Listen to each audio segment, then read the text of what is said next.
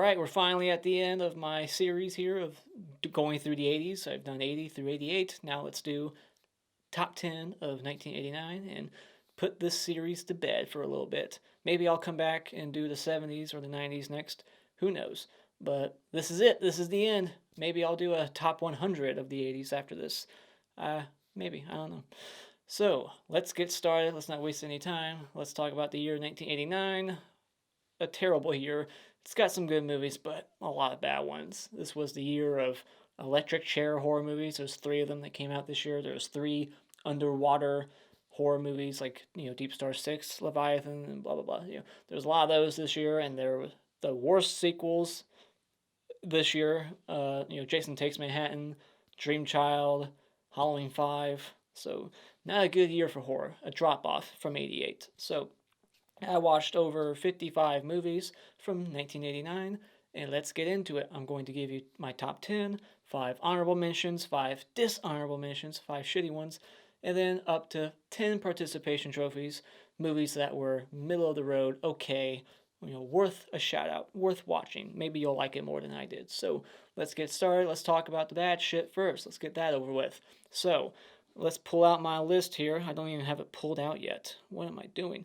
So, my first dishonorable mention will go to a movie that doesn't even have clips on YouTube. There's no footage available on YouTube. I guess it's just that bad that YouTube doesn't even want it on their website. And that's a movie called Family Reunion.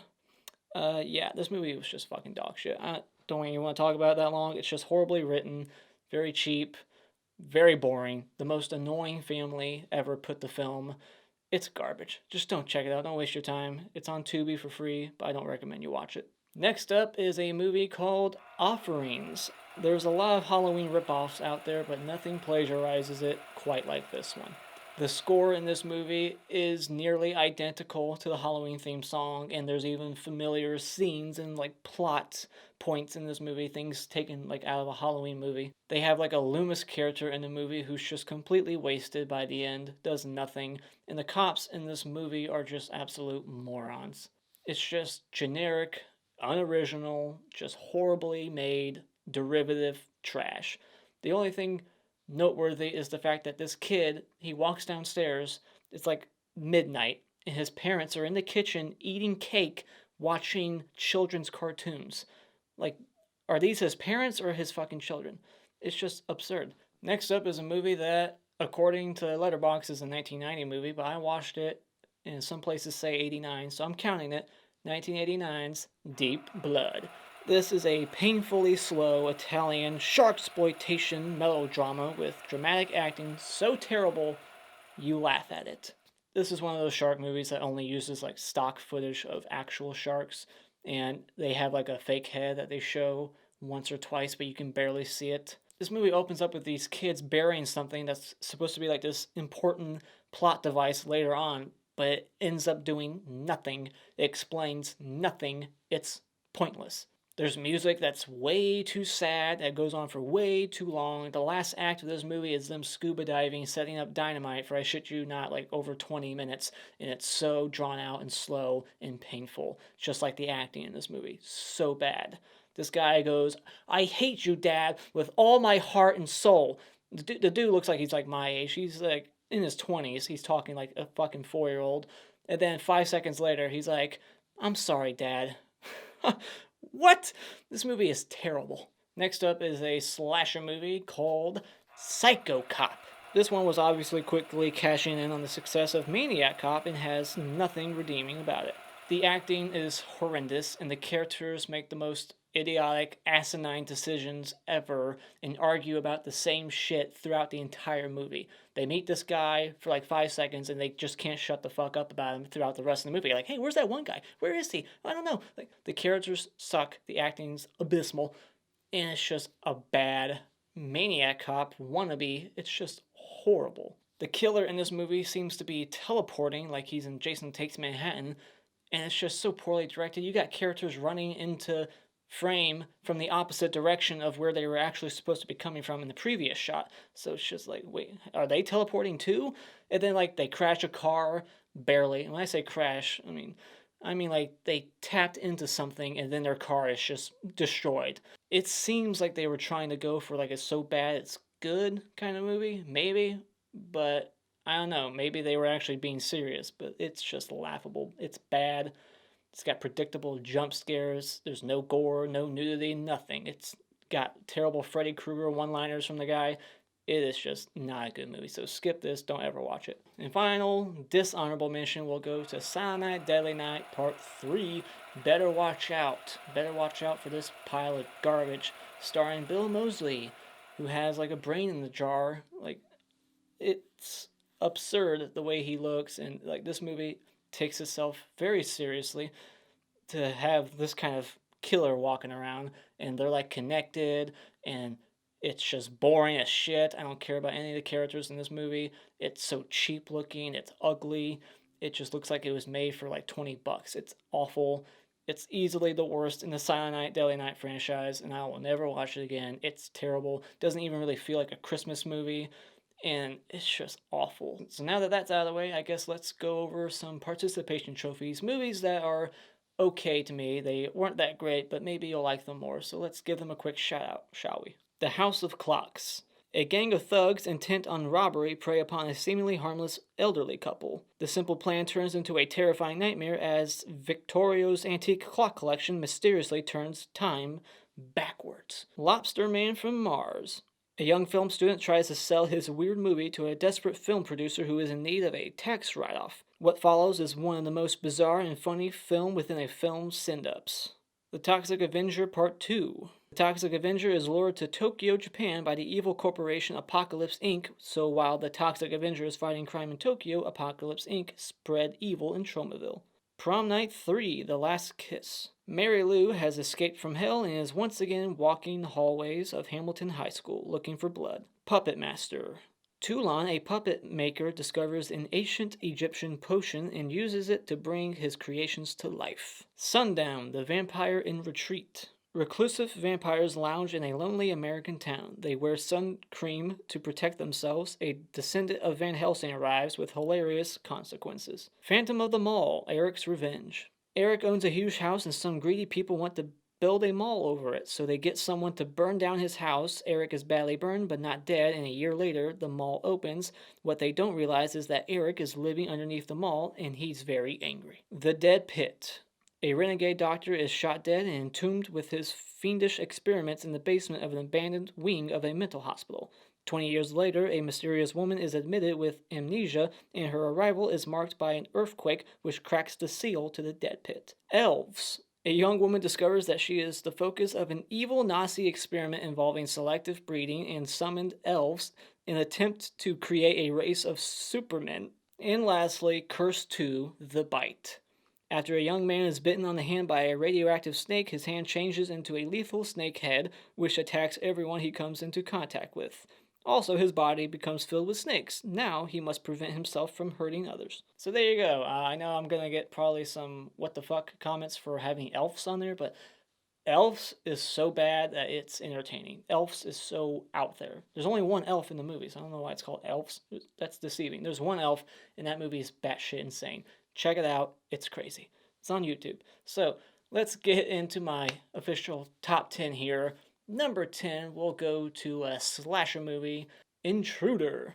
The star of the show is the effects. The kills are creative, gory, and over the top. Outside of that, not much else is really all that great. But I love the maniacal performance from the killer and some of his crazy antics in the final chase at the end, or it's pretty amusing. I just think that this should have been a better written masked killer whodunit. That would have made it a lot more enjoyable to watch, because to me, the killer is very obvious. To me, Renee Estevez should have been the final girl, not Elizabeth Cox, if that's her name. I just feel like killing her off camera, A, but B, killing her instead of the other chick was a mistake. Renee Estevez should have been the lead. And the acting from a lot of the people in this movie is pretty poor. They're very hollow characters, not a lot to them.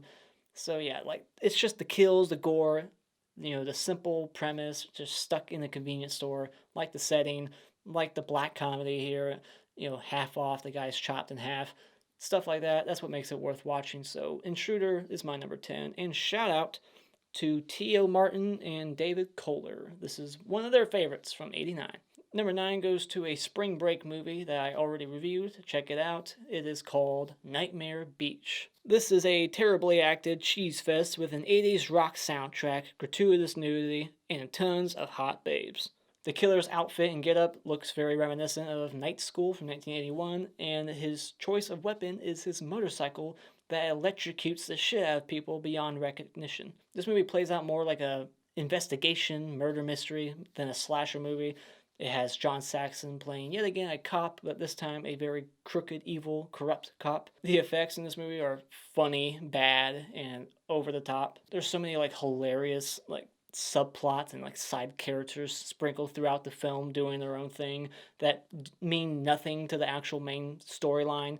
They're not connected to the main character at all. You just got this one guy stealing shit throughout the movie, another chick is banging the most disgusting men ever to pay for her, doctor school, whatever, nursing school, whatever she said she was doing. And then you got this guy just drunkenly yelling, "Go Gators!" throughout the movie. He's hilarious. This movie is just wild. Number 8 goes to a first-time watch. This movie I thoroughly enjoyed, and that is Beyond the Door 3, aka Death Train. This is a in-name only sequel produced by the director of the original and director of Madhouse, and this movie is directed by the guy who did Iced from '88. This is like a Satanist cult movie in the opening, but it plays out like a just unstoppable, indestructible, evil train movie, and that's where the fun is in that section of the film. The kills are all graphic, on screen, very bloody and gory. A woman tears off her own face for some reason. The train actually goes off the rails and then back on the rails. It goes off to kill people and then go back on. It's hilarious. I just love the kills, just love the setting. This is what Terror Train should have been. I'm not sure why no one could just jump off the train.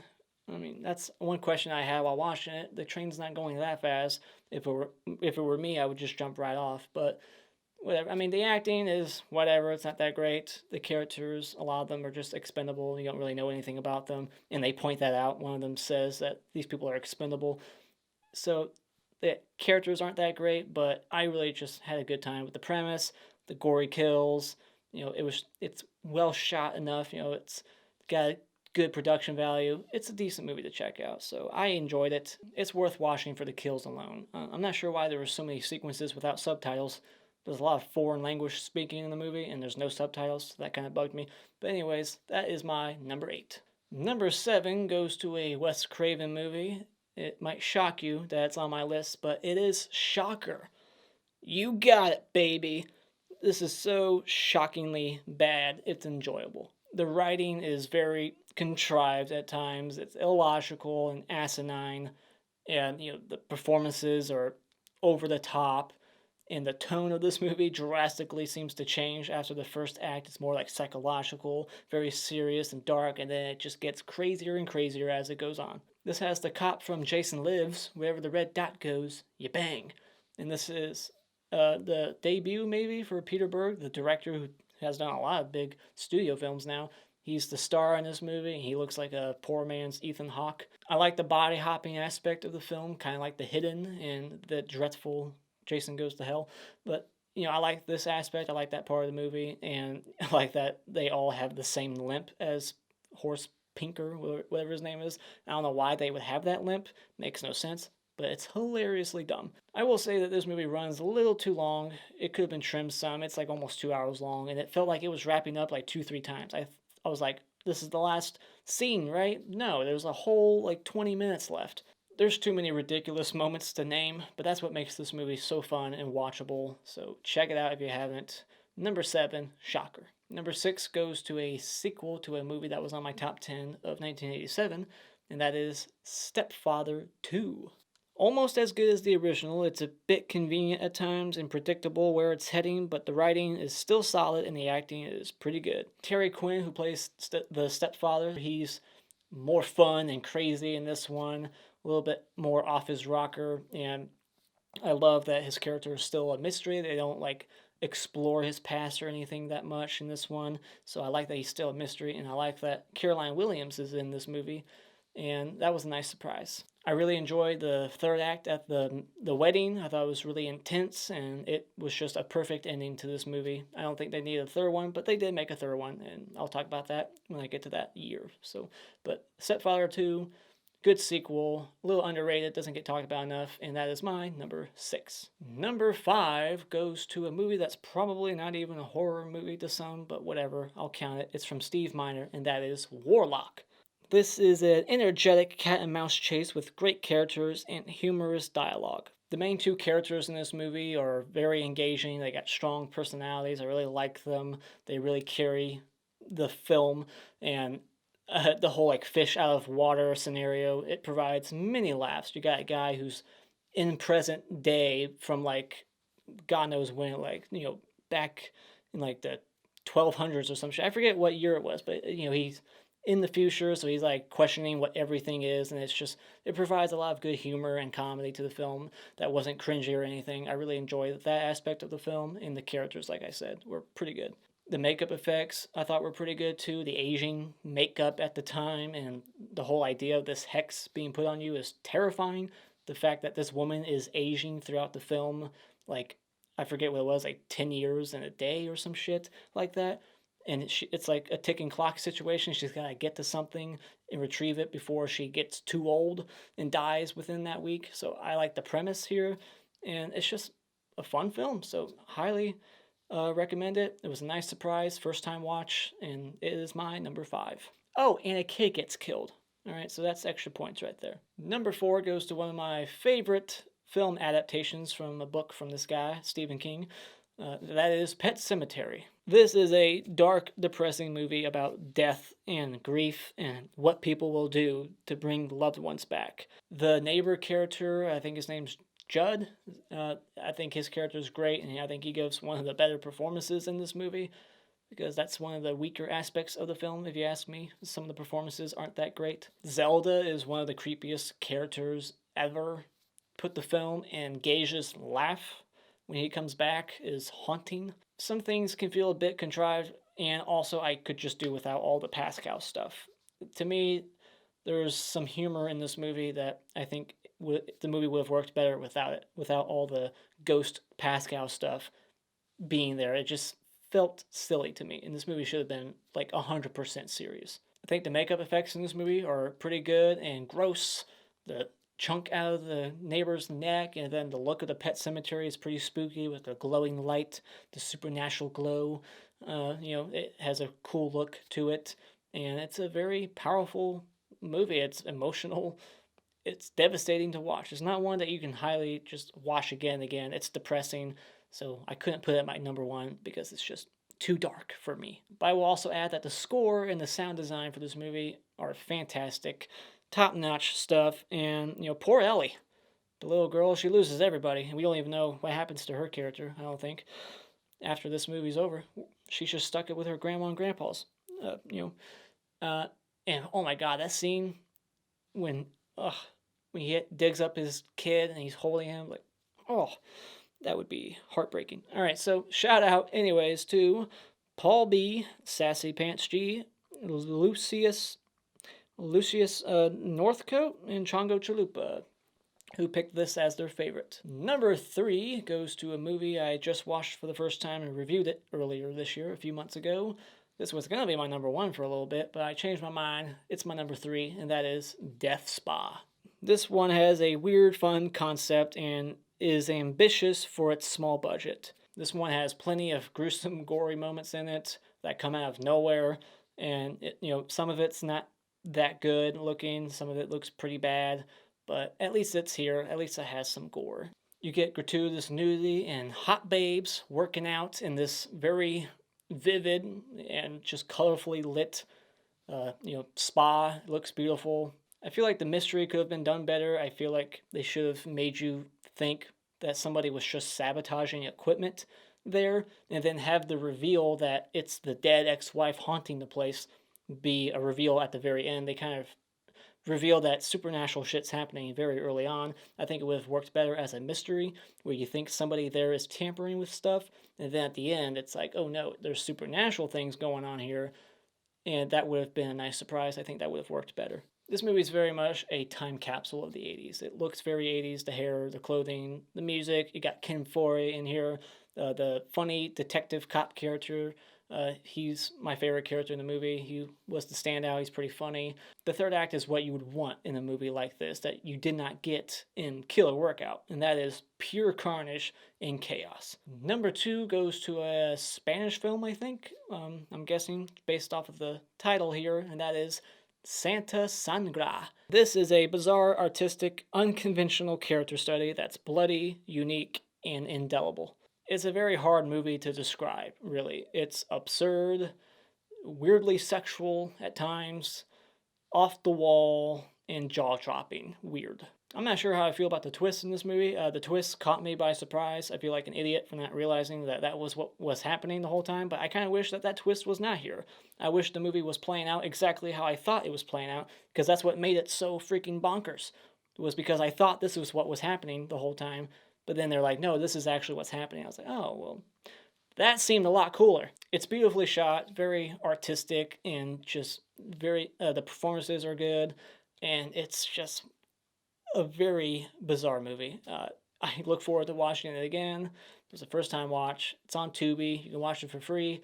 Highly recommend checking it out. So, Sangre is my number 2. All right, before we get to my number 1, let's talk about a few movies real quick that just missed the list, my 11 through 15. So, number 15, my 5th honorable mention, or one of 5 honorable mentions here, is The Fly 2. This one does not hold a candle to Cronenberg's classic, but the effects are still fantastic and are the highlight of this film. The performances here are good, and the climax, the finale at the end is satisfying. It's a good payoff. I think what holds this movie back is that the runtime is a little long. I think it could have used some trimming, and I just wasn't as connected or engaged with these characters, this romance between the lead 2 characters here versus Cronenberg's The Fly. Just didn't really care for these 2 characters as much. Next honorable mention will be a anthology movie, a little underrated if you ask me, doesn't get enough praise, and that is After Midnight. From the writers of Nightmare on Elm Street 4 comes a solid anthology of 3 scary stories that are grounded in reality. Nothing very supernatural in the stories within this movie. The wraparound actually has some supernatural elements to it, but not the stories within it. And I actually like the wraparound. I think the setup is good and interesting and has something that no professor would ever get away with today. A professor kills himself in front of his classroom, goes as far as to get like a blood pack to go off behind his head. That just took me by surprise. It was really funny. And the stories are all good. They're fine. I don't think any of them are bad. They don't go on too long. They're all about the same length each. There's only 3 stories, and they all pace good. I wasn't bored. So if you're looking for an anthology from the 80s that you've never heard of, this is one to check out. Third honorable mention, we'll go to a movie that's more of a thriller than horror. It's a thriller with Gary Busey called Hider in the House. I think Gary Busey gives a convincing, lonely, crazy guy who just wants to experience life in a normal family performance in this quick-paced, creepy thriller. The concept isn't anything really all that new, but I really think it's still effective at being disturbing and creepy, and I think it's an engaging character study where the villain is also kind of a sympathetic hero at times. You kind of feel sorry for him, and he's got some heroic moments, but at the end of the day, he's still a bad guy. Although the storyline was predictable, I knew where it was heading, and I knew how it was going to more than likely end. I never really lost interest in what was going on. I still was glued to the screen. There were some good tension-filled scenes, so it's worth checking out. It's free on Amazon Prime. Check it out. Next up is a movie from a director who is hit and miss with me, and I can't pronounce his name for the life of me. I'm not sure if I'm saying it right, but the movie is called The Church. This is a very well shot and atmospheric film by Michael Soavi and stars Aja Argento. Now, the story for this one was a bit convoluted, hard to follow exactly what was happening, but it's basically a church full of people. They're trapped there and they're like hallucinating crazy stuff, and they're like possessed by evil spirits or something. I really liked the opening. It was very dark and macabre with this big old mass grave after a village massacre, like hundreds of actual like extras lying dead in a pit. That was a pretty disturbing image. There's some gory sequences in the movie and some bizarre, horrific imagery, like a goat head devil guy fucking a girl on a bed. It goes in weird places towards the end. The movie looks good and it's intriguing enough to keep you interested and watching throughout, but the ending, like the grand finale, the payoff at the end, just wasn't as satisfying. It wasn't what I would have preferred that they did. So it missed the mark a bit, but still worth a watch. Final honorable mention goes to a film by Brian Yuzna, and that is Society. This is an intriguing, at first serious mystery thriller that quickly turns into a disgusting, bizarre, not-so-subtle commentary on the rich and classism. The acting overall is good, and I will say that the main character here, he reminded me of like a poor man's Michael J. Fox. The first 2/3 are a little slow and uneventful, but the third act is where all the wonderful effects are. It's a wonderful, effects-filled, jaw-dropping, ridiculous climax. But the story overall doesn't really make a whole lot of sense. I have some questions that didn't really get answered by the movie, and it was a little heavy-handed. They basically tell you what the message of the movie is. They shove it kind of down your throat. They weren't so subtle with the message here. And I will say that this movie doesn't really have a satisfying resolution to the story either when it wraps up at the end. Like, I like all the effects, but how it ultimately ends, it's not really all that satisfying to me. But shout out to Brian Hill, who chose this as his favorite from 1989. So that brings us to my number one. What is my number one of 1989? It is a sequel, it is a slasher movie, it's a lot of fun, and that is Sleepaway Camp 3: Teenage Wasteland. This is a very silly, quick-paced, tongue-in-cheek black comedy slasher with Pamela Springsteen once again as Angela. I love Springsteen once again in the role as Angela. I like, the one-liners here. The kills are creative. I think they're a little bit more brutal than the ones in part 2. I go back and forth on what I prefer, 2 or 3, but right now I would say I think I prefer 2. I like the characters better in that one, and I think I might even like Pamela Springsteen a little bit more in that one. I like her as the counselor versus now she's just one of the campers again, and she's once again disappointed, surrounded by a bunch of juvenile delinquents who deserve to get their heads chopped off. And you got lots of nudity, funny characters in this movie that are just over the top, ridiculous. The acting is a little hammy. It's not great, but it's not terrible or anything. You got Michael J. Pollard in here. I like seeing him. He's a fun character actor, and it's just a very enjoyable movie. I've seen it the most on this list. That's why it had to be number one, because this movie I've seen the most. I will continue to keep rewatching it. And shout out to Jeanette Spivak, my patron, who chose this as their favorite of 1989. And that is the end of my list. Check the description box below. I will list every other movie I watched that did not make my list at all, so you can see everything I watched. So yeah, there you go. What is your top 10 of 1989? Let me know in the comments below. And as always, if you like what you've seen here, you can hit this like button and become a subscriber today just by clicking on my cartoon face in about 5 seconds. And remember, it's just an opinion. You don't need to get butthurt about it.